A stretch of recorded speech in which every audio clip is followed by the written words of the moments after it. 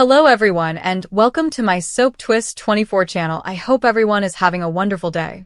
Before we begin, please hit the subscribe button and give this video a thumbs up. The Bold and the Beautiful, BNB, spoiler suggests that Luna Nozawa, Lisa Yamada, hit a new low this week when she encouraged a convict to beat her up. She expected this would get her out of jail, but she may have misread the circumstances. Here's what you should know about Luna's latest crime. Will Luna ever learn to be a good girl? Luna did not listen. In the October 21st episode, Bill Spencer, Don Diamant, warned her he would not move a finger to help her.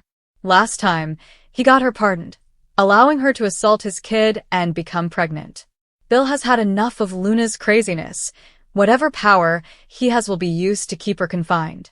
Luna put his idea to the test by allowing a convict to beat her, but Bill did not blink. What happens now? Luna misunderstood Bill. Bill was duped by this deception once before, and everyone got burned. Luna laments that the Spencer estate is the only place she feels protected. But we doubt her presence is wanted. Bill will soon be spiritually cleansed of her. Given his assessment of Luna's evilness, he may advocate solitary confinement as a means of keeping her safe in jail. Bill is anxious about the health and safety of his granddaughter, while Spencer's Crew Morrow, kid. Bill may resort to solitary confinement to protect the child from predators, but how can he do so against Luna? If Luna is thrown in solitary confinement, she will not mingle with her fellow criminals, ensuring her protection. We are very sure she didn't consider this before having Leatherface beat her up. What happens next on CBS Soap? However, as previously said, Luna is her own worst enemy. It is mind-boggling to consider what she will do next to achieve her goals. As of present, Red Hot the Bold and the Beautiful spoilers suggest that Luna's strategy may fail spectacularly. Tell us what you think about a mother beating herself up while pregnant. The Bold and the Beautiful, BNB, recap for Thursday, October 23rd shows Electra Forrester, Linnea Grace, questioning Will Spencer, Crew Morrow, after Luna Nozawa, Lisa Yamada, sounded the baby alert. Will urged Luna to tell him what happened in the jail visitation area and received confirmation that the baby was fine. Nonetheless, Luna pretended that Will had to get her out of there since there could be greater harm to their unborn kid. Will refused to be manipulated into caring about Luna, and he was merely there to check on his baby. Luna increased the risk to their child the longer she remained in prison. After Will left on Thursday's BNB episode, Luna was returned to her cell, where she told the baby that Will would get them out of jail.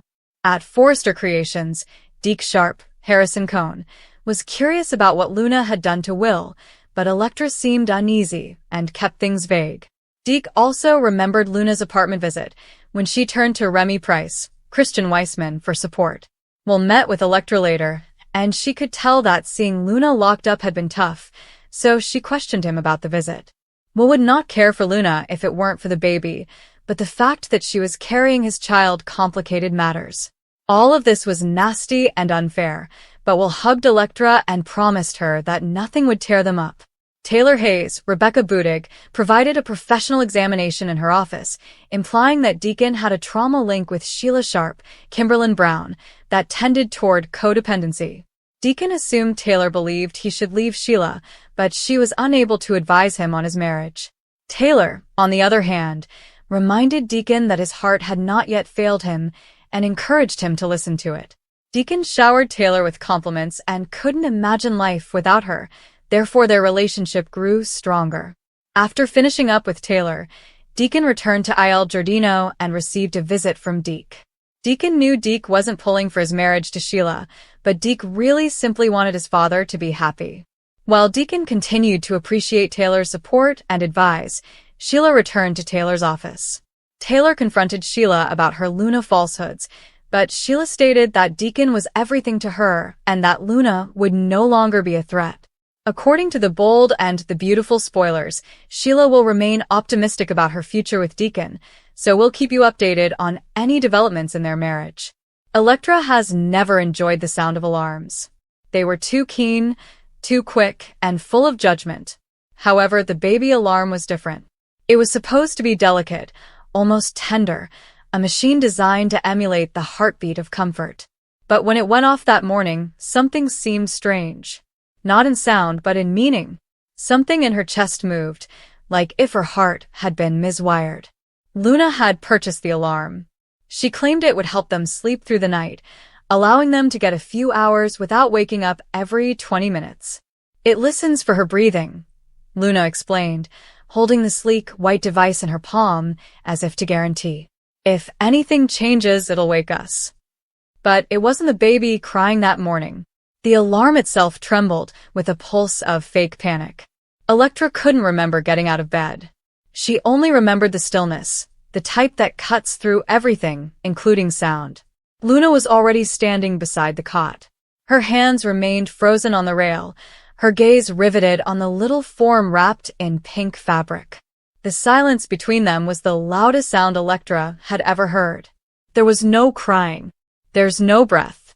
Only the quiet, horrible beep of the alarm, which was intended to keep her safe. Time was divided that day. The world evolved into a before and after. Previously, Luna's laughter echoed throughout their small flat, her hair gleaming orange in the morning light. The scent of baby lotion and warm milk. The lullabies hummed into the darkness, half sung, partly dreamed. After, the heaviness of hospital corridors, the sound of someone saying, "There was nothing you could have done." The paperwork, the forms, the frigid word, sudden infant death syndrome. Words that sounded like they belonged on another world, not their own. Luna stopped communicating for several days. She sat near the window, looking out as if waiting for something to return. Electra attempted to break the silence, to keep moving, but her voice shattered like glass every time she spoke. She'd wake up at night to phantom sounds, the delicate rustle of blankets, the faint coo that used to signal, "I'm awake, come hold me." She would reach out before she remembered. Weeks have passed. The apartment felt haunted, not by a ghost, but by the shape of what might have been. The crib remained undisturbed. Luna would not let Electra move it. Every time Electra proposed they pack away the clothing, Luna's eyes hardened and she whispered, "Not yet." Electra had forgotten what yet meant. The nights get longer. The world outside continued to move, cars, neighbors, life. But within, time was slow and sticky. Grief made everything heavy, including light. Electra found herself staring at Luna more than she should, noting how her features had changed. Something in Luna's gaze terrified her, a silent, developing detachment. One evening, Luna finally spoke. Her speech was faint, like wind attempting to pass through a closed window. "I keep hearing her," she explained, "in the monitor. I turned it off, but it still clicks occasionally." Electra glanced at her. "What about the baby monitor?" "Luna, it's not on." "I understand. But I hear it. The same sound from the morning." Electra was at a loss for words. The next night, she heard it, too, a faint static murmur from the nursery's corner. She explained to herself that it was interference, a residual connection to nothing. But a part of her wanted to believe differently, because believing in ghosts was simpler than believing in absence. She began recording the monitor.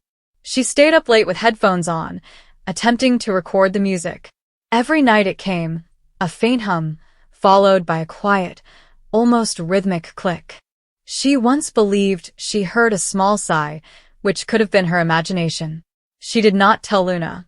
She did not want to perpetuate the delusion. But Luna knew. "You hear it too," she murmured one night, hardly looking up. Electra didn't respond. Luna smiled, a sad, frail grin, and added, "She's trying to talk to us."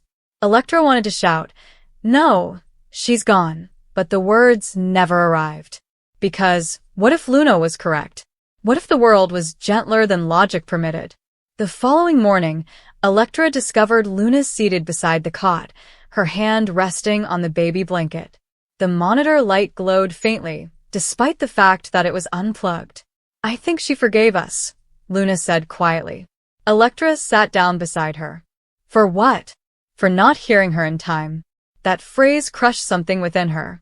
Luna became increasingly distant over the next few days. She'd speak to the empty crib as if their daughter were still present, whispering stories and singing lullabies. Electra observed, divided between dread and love. She wished to believe, but every reasonable part of her fought against it. Then, one night, Electra awoke to hear the baby alarm again. This time it was not faint. It sounded harsh and urgent, the same tone that had ended everything. She rushed to the nursery. The crib was empty, but Luna was not present. The monitor light flickered rapidly. Luna had refused to wash the second half of the baby blanket, which was lying on the floor. The apartment door was open. Electra rushed outdoors. The street was silent, shrouded in early morning fog. She noticed Luna standing in the park across the street, barefoot and hugging the monitor close to her chest, as if it were alive. "Luna!" she exclaimed. Luna turned, her eyes moist but bright. "She called for me," she said. "She needs us." "Please come inside," Electra begged. Luna shook her head. "Don't you hear her anymore? That's why she came to me." She stepped back into the mist. The world appeared to wrap about her, soft, peaceful, and final. Electra arrived to find Luna on the ground, the monitor silent in her hands. According to the physicians, her heart had suddenly stopped. Stress, grief, exhaustion. Words that attempted to explain the incomprehensible. Electra did not argue. After the funeral, she returned home with the monitor. She couldn't just throw it away. It sat on the nightstand, chilly and ineffective. She assured herself she would unplug it and quit checking. However, she didn't. Weeks later, in the hollow darkness, it blinks again. One gentle pulse of light. And for the first time since Luna's death, Electra smiled. A faint, weak grin, as if she wasn't alone. The sound appeared again. Not an alarm, but a soft coo, distant and hardly audible. She pushed her fingers to her chest. "Luna?" she whispered. The air did not respond, yet something changed. Warmth, recollection, presence. She closed her eyes and let the silence surround her. She resumed speaking out loud, as if both of them could hear. She told the empty room stories she used to tell their infant, which Luna enjoyed. She read them quietly, her voice wavering, and occasionally smiling through tears. The sound filled the apartment once more. Days turned into weeks, and Electra learned to cope with the silence. She started walking every morning to the park where Luna had stood. When she saw mothers with strollers, her heart twisted, but she continued going. She planted some little flowers by the bench, white lilies for Luna and bluebells for their daughter. She would touch the monitor every evening when she returned home. It was no longer beeping. It just gleamed weakly, a gentle reminder that even when broken, love may find a way to endure. Electra began painting again. She had quit after the baby, since there hadn't been time. But now she painted memories, a crib drenched in sunlight, a woman's shadow standing by the window, and a little hand curled around a mother's finger. She did not show them to anyone. They were solely for her and them. On the anniversary of that morning, Electra sat in the nursery, which had become a calm room filled with light, and muttered, "I'm sorry." The monitor blinked once. Even though she knew it was merely a power flicker, she allowed herself to pretend it was an answer. That night, she dreamed about Luna again. In the dream, they were standing by the crib, and the baby was sleeping soundly. Luna stared at her and replied, "She has never blamed you. You just couldn't hear her anymore." When Electra awoke, the environment was quiet, but her chest felt lighter. For the first time in months, she opened the windows. The sounds of morning, birds, vehicles, distant laughter, filled the room. The world didn't change, but she did. She put the monitor away. Not because she lost faith, but because she no longer needed proof. Love had already made itself known, both through echoes and stillness. Years have passed. Electra relocated to a little house near the shore. The waves were her new lullaby, steady and forgiving. Sometimes at night, she'd stand by the beach and think she heard a child's laugh carried by the wind. It didn't hurt as it used to. It felt like remembering. One evening, as she was closing the window, she heard a faint, familiar sound, a quiet chime, similar to a baby alarm. She turned towards it, but nothing was there. only the moon's reflection in the water and the peaceful rhythm of the tide. She muttered, "Good night," and for a brief moment, she could almost feel Luna's hand in her own. Luna ignored their whispers at first. She had the sea, after all. She'd spend hours on the stony beach, talking to the waves like they were old friends. They responded to her in their own way, crashing against the cliffs when she was upset and lapping gently at her toes when she was calm. The sea did not criticize her for the way her thoughts spun, for the way she might suddenly burst into song or cry for no apparent reason. It didn't matter whether she saw faces in the skies or heard voices in the wind. To the sea, Luna was simply Luna, which was sufficient. But the town was not the sea. By 16, the rumors had evolved into charges.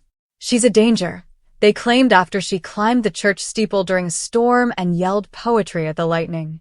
"She's cursed," they murmured as she painted her face with berry juice and danced around the market, laughing as if the world were a joke only she knew. Her mother tried to protect her, shutting the doors at night, and begged Luna to remain quiet and little. But Luna could not be little. Her soul was broad and wild, like the ocean she adored. And when her mother became unwell and coughed blood into her handkerchief, Luna's world began to fracture. Luna's mother died one moonless night, leaving her alone in a house that felt like a cage. The townspeople's pity faded swiftly, replaced by terror. Without her mother's protection, Luna's weirdness became a danger. They couldn't understand why she'd wander the streets at midnight, singing to the stars, or why she'd shout at the baker simply because his bread smelt like sorrow. They didn't notice how her mind twisted, transforming every sound and gaze into a conundrum she couldn't solve. To them, she was a faulty machine that shot forth sparks rather than solutions. The tipping point occurred when Luna set fire to the ancient mill. It wasn't intentional, at least not in the sense they envisioned. She'd been pursuing a vision, a fleeting glimpse of her mother's face in the smoke from her candle. She had carried the candle outdoors, following the whispers in her head, and when the flame touched the dry wood of the mill, it roared to life. The townspeople only saw damage, not the girl wailing as she watched the flames, certain her mother was trapped inside. They took her to the court, their voices raised in indignation. "She's mad," they said. "She'll burn us all." The magistrate, a man with steely eyes and a ledger full of misdeeds, said without hesitation. "For your own safety," he said, but his tone implied it was for theirs. They confined Luna to a cell beneath the courthouse, a damp stone box with no windows and a single iron door. The walls were slimy with moss, and the air was heavy with the stink of misery. They called it solitary confinement, a place to safeguard her from harming others, but Luna saw it as a tomb. The quiet was worse than the outside world's noise. It pressed on her skull, increasing the voices inside her head until they were all she heard. Initially, she fought. She grabbed at the walls until her claws bled, yelled until her throat ached. She begged the soldiers for light, oxygen, and anything that would tell her she was still alive. They ignored her, their features blank as they slipped trays of gruel through the door hole. "Calm yourself, girl," one of them replied, his voice full of displeasure. "You're only making things worse." But how could it get much worse? The darkness was a living thing, wrapping around her like a garment, whispering that she had been forgotten and deserved this. Luna's mind, which was already a maze, had become a battlefield. Without the water and the sky, she had no anchors. The voices in her head became louder, disputing with one another and telling her she was a monster, a saint, or a ghost. She saw her mother's face in the crevices of the stone and heard her voice in the trickle of water on the ceiling. She sometimes imagined herself as the moon, confined in a stone cage and unable to shine. Other times, she was nothing but a shadow that vanished into the darkness. Luna had no idea that the guards had been keeping track of her days. They made notes on her screaming, silences, and unwillingness to eat. Subject exhibits erratic behavior, they wrote, as if she were a specimen in a jar. Possible deterioration of mental state. They missed the girl who used to dance with the waves and giggle at the stars. They only saw a problem, a threat that needed to be contained. The magistrate paid a visit once, looking through the door's slot like an animal in a menagerie. "Repent," he cried, his voice full of righteousness. Luna laughed sharply, causing him to flinch. "What are you repenting for? For being born with a mind that saw and felt too much?" As the days turned into weeks, Luna began to alter. She did not become passive or repentant, as the guards had intended. Instead, she retreated further into herself, creating a universe in which the cell could not reach her. She pictured the sea's waves slamming against the prison walls, sweeping away the stone. She imagined the moon, full and dazzling, hanging above her like a promise. In her head, she was free, racing along the beach, her laughter blending with the breeze. However, the images were weak, crumbling under the weight of stillness, hunger, and cold.